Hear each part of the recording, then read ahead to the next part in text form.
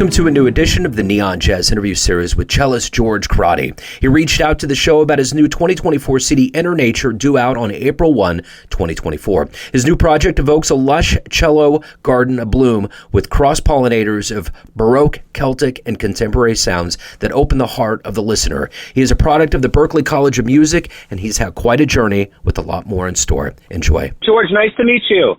You too. Thank you for the invitation. Yeah. Thanks for reaching out, and I'm looking forward to peeling back the layers of the brand new album and your life and music. But before we get to Inner Nature, I'm curious, how did you survive the last, we're getting on the 4-year anniversary of the pandemic. As an artist, how did you get through that time period, and how did it ultimately change you?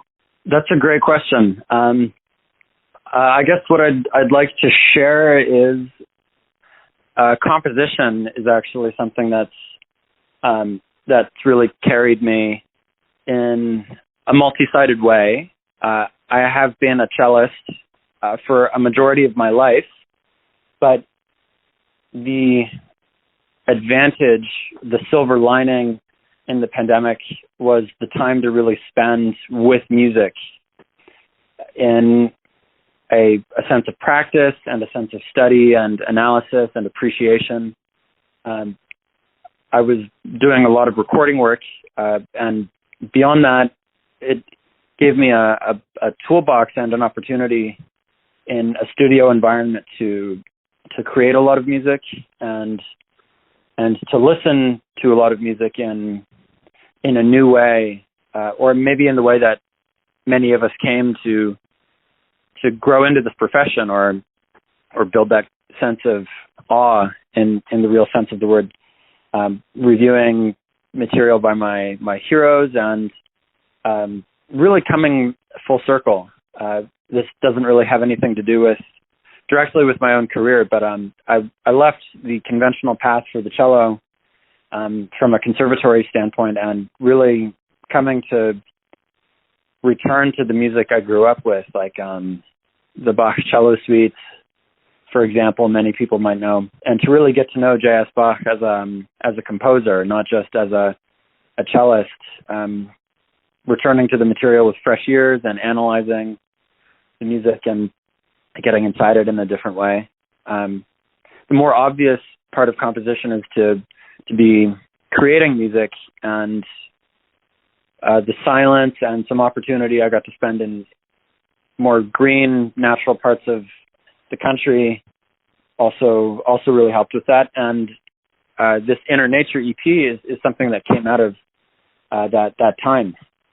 So talk to me a little bit about what you hope the listener gets from this album. I hope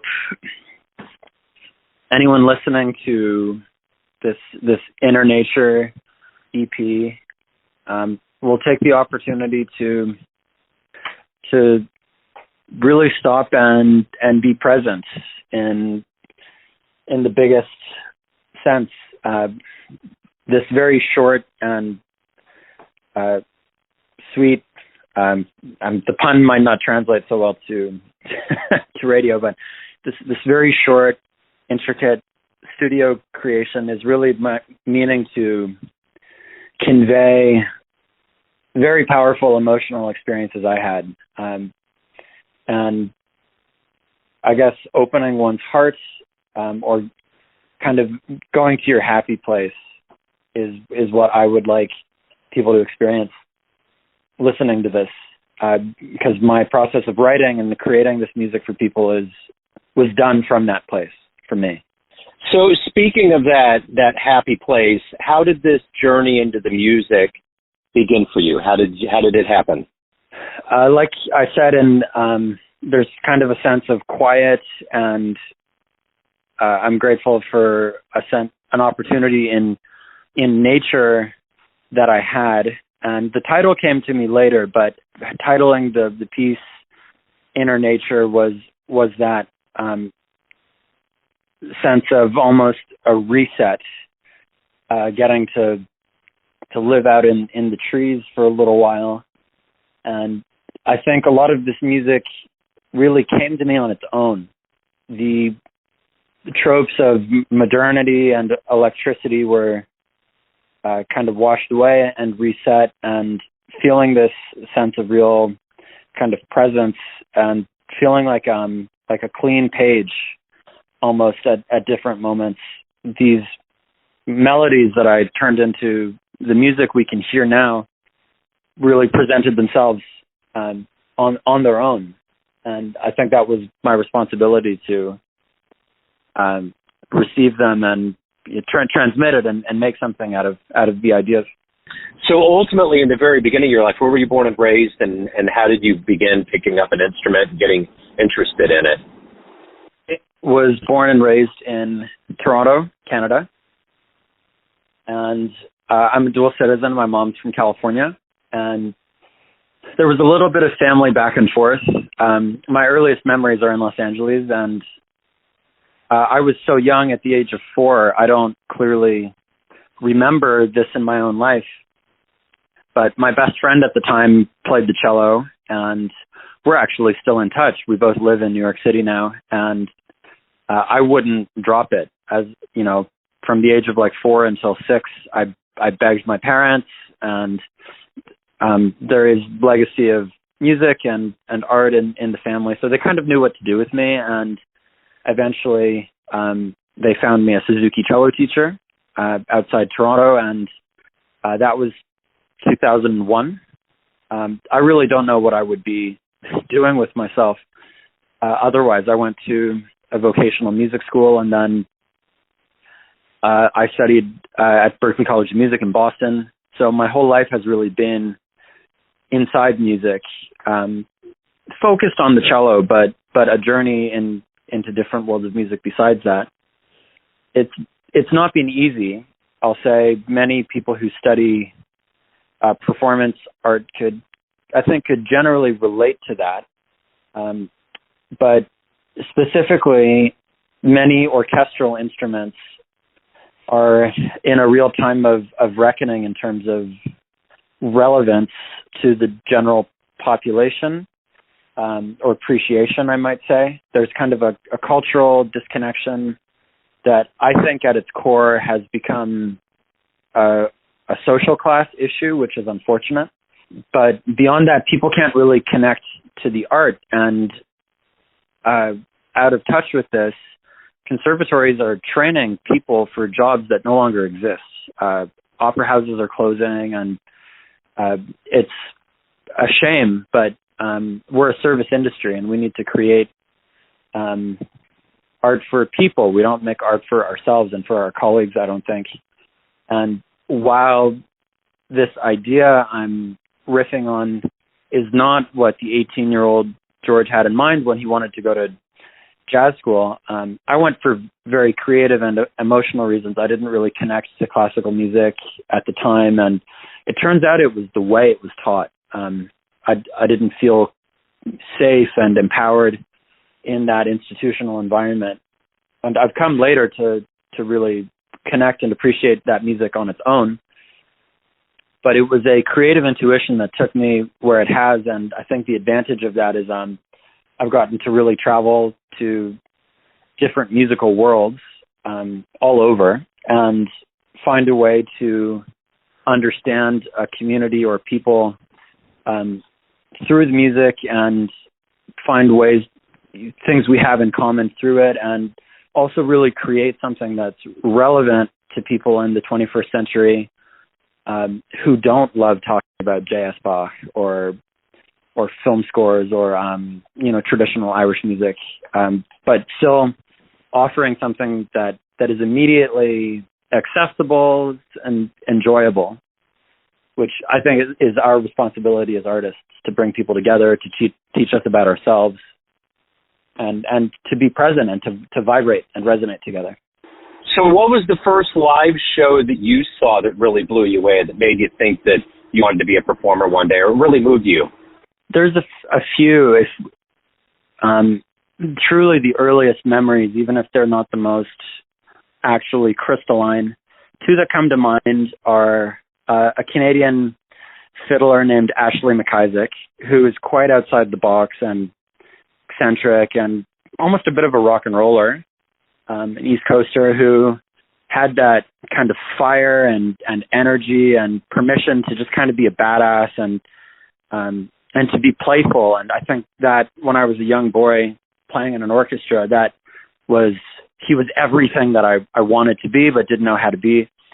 A little bit later in high school, I got to see Yo-Yo Ma play with the Toronto Symphony, and the epitome of grace and pluralism is, I think, what he's done. And what I really relate to Yo-Yo, why he's such a hero to so many people, is that he's championed the cello in its home arena. And like other people, like Pablo Casals, he's ascending to activism, to diplomacy, to humanity through his music. And that's what I'm, like many of us, really reach for and try to keep close. So that's not directly relevant to like maybe craft and storytelling, but it was a show of the ultimate potential we can have playing cello. So I always keep that close. So as a professional musician, what do you like the best about it? What wakes you up in the morning? What gets you motivated? There's all kinds of aspects that go into it, but what is it that you hold on to the most? I'll say there's two things.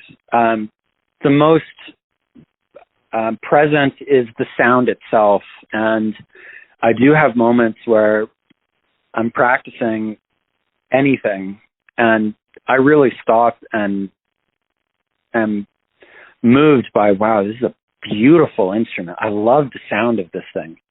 And keeping that close is important to me, but more broadly for everybody, in the larger sense of music, as an improviser in jazz or jazz related settings, there's a real sense of risk and a real sense of trust between the performers and the performers with the audience.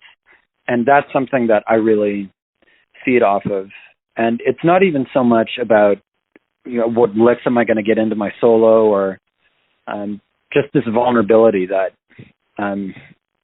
despite a plan, things are going to go a certain way, and we're going to get through it, and we're going to feel these things together, and we don't take it for granted.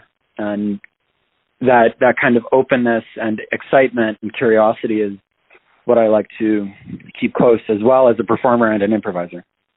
So if you could get into a time machine and go back in time and see a dream gig, whether it's in jazz or otherwise, what would be the one show you would love to go back to and see? Wow. Just can I just give you one? Yeah, there are things I'd like to see at the Vanguard and things other people might identify with sooner. But I think in context, keeping this close to the cello, the one show I would love to see live is the Turtle Island String Quartet at the Montreal Jazz Festival. I believe in the early 90s, but I would have to check what year they headlined that. And for people who don't know, Turtle Island is a kind of multi-generational legacy swinging quartet. And there's only one founding member in the quartet now. It's really become a rite of passage for many creative and straight-ahead string players. And not only is it fantastic art, but a lot of them are also my heroes. And I've had the chance to study with them, and they've greatly informed my own technique and my tools, but the inspiration as well of what's possible. Secondly, that was an amazing show. That was, without any offense, really one of the peak moments I think that stands out in Turtle Island's career. And for those interested, I know at least parts of it are available online on YouTube. I guess I should say specifically, Mark Summer, the founding cellist, was in the quartet at the time for until recently. And he really inspired a whole generation of cello players to learn how to improvise and play bass lines and all kinds of cool stuff. So, anyways, yeah, Mark Summer, everybody, big hero. Right on. So let me ask you this, George. At the end of the day, everyone has a perception of you. Family, friends, fans, but ultimately you're in control. You run the show. What's your perception of you? Who do you think you are? I think I'm a human.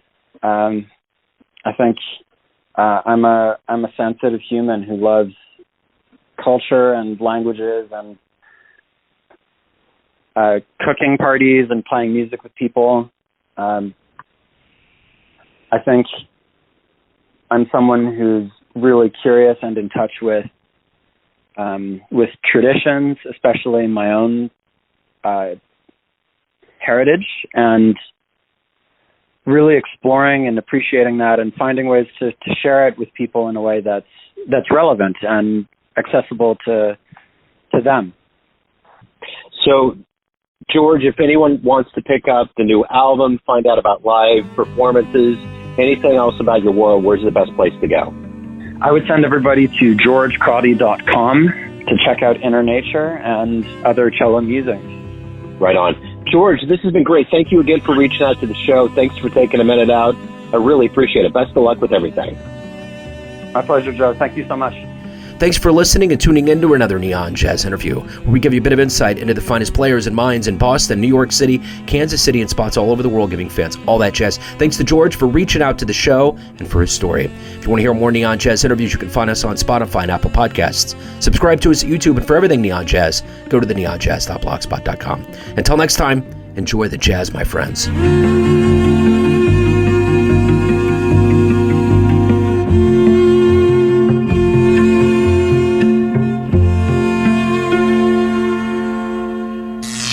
Neon Jazz.